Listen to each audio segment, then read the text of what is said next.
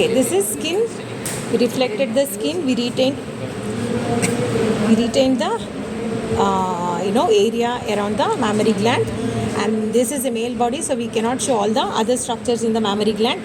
And you can see all these superficial fascia with some of the underdeveloped lactiferous ducts and other things.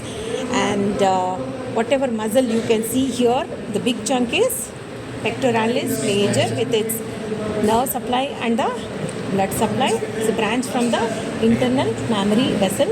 Okay, then what you see here, the small one is pectoralis minor. It is coming from the ribs, third, fourth, fifth ribs, and it is going towards the coracoid process. Okay, if you cut through this, then you'll be able to reach the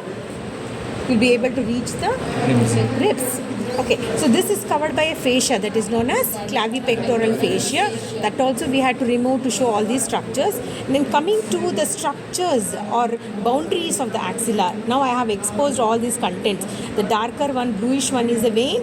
Then these are the lower branches of the brachial plexus. And you can also see the thicker artery you can see. This is artery.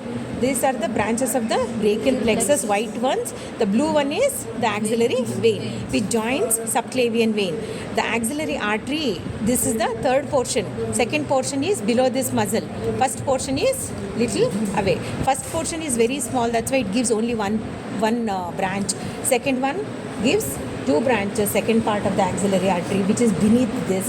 We can cut this muscle and see beneath it to see the second part of axillary artery. And whatever you see here is the third part. Okay, so it gives circumflex branches are for the joint.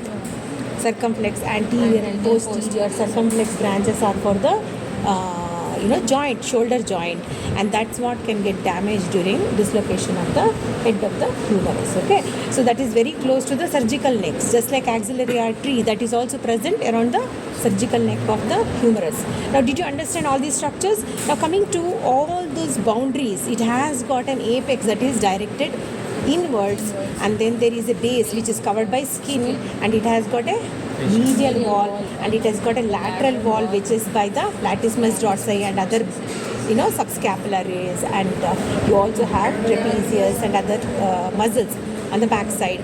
And this is the medial wall, this is the medial wall which is covered by serratus and intercostal muscles, and you also have and ribs you have.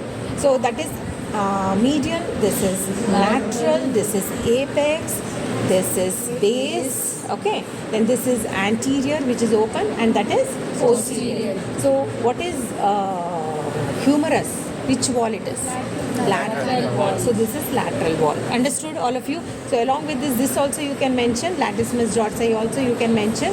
So because the tendon of the latissimus dorsi goes into the bicipital groove. So latissimus dorsi you can mention both in the posterior wall as well as the lateral wall. And all of you understood, right? Okay.